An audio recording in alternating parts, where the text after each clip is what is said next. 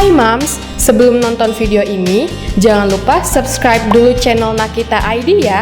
Aktifkan loncengnya, dan jangan lupa like dan share video ini ya Mams. Terima kasih.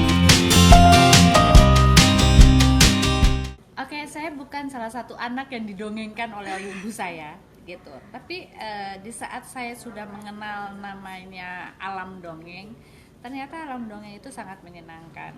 Dulu saya membaca buku Buta Hijau, Apalah Timun Masak segala macam itu hanya membaca sendiri gitu kan. Tapi begitu saya memasuki dunia dongeng itu, ternyata dunia dongeng itu seru.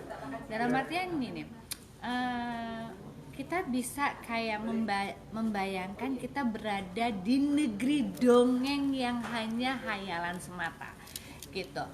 Pada suatu hari, di pagi hari yang cerah, terdengar suara ayam berkokok. Itu kayaknya gimana? Kayak tahu tuh ayam ada di daerah mana, terus paginya tuh cerah, awannya biru, terus putih-putih gitu.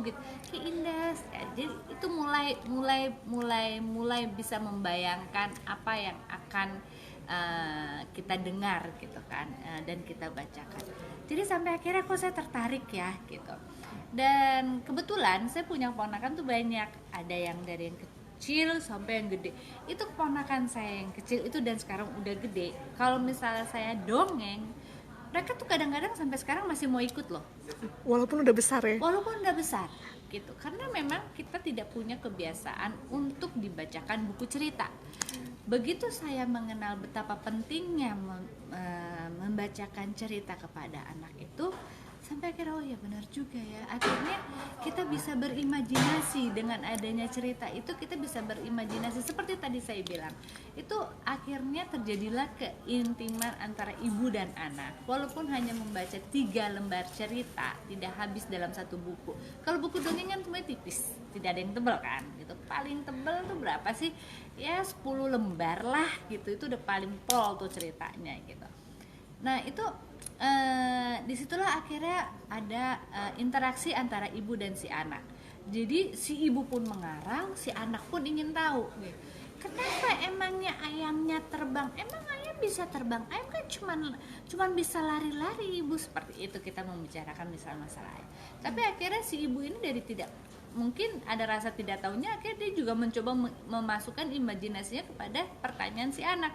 Ayam itu bisa terbang. Nah, pada malam hari dia kadang-kadang suka tidur di atas pohon karena dia mencari tempat yang nyaman, bla bla bla bla bla bla bla, seperti itu. Akhirnya ada komunikasi yang cukup intim antara ibu dan si anak, karena si ibu ingin memberikan jawaban yang baik untuk anaknya, begitupun si anak ingin mendapatkan jawaban yang baik dari seorang ibu mengenai cerita yang dibacakan, seperti itu.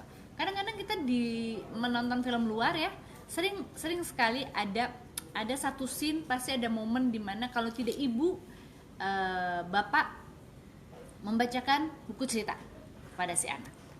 Ternyata begitu saya lihat, oh iya ternyata penting banget ya momen kecil itu gitu. Nggak perlu lama-lama sih dibandingin kita mempertanyakan pertanyaan yang selalu sehari-hari. Udah makan? Hari ini sekolah ngapain? Udah bikin PR? Apa yang terjadi? Cerita dong. Kadang anak mempunyai mood yang berbeda-beda. Kadang dia bete, kadang ini, kadang itu, apa segala macam, dia hanya tidak mau menjawab. Tapi mungkin kalau misalnya kita berceritanya atau bertanyanya dengan cara mungkin kita, oke, hari ini ibu akan bacain kamu buku dongeng yang ini, kamu pilih mau yang mana ini. Oke.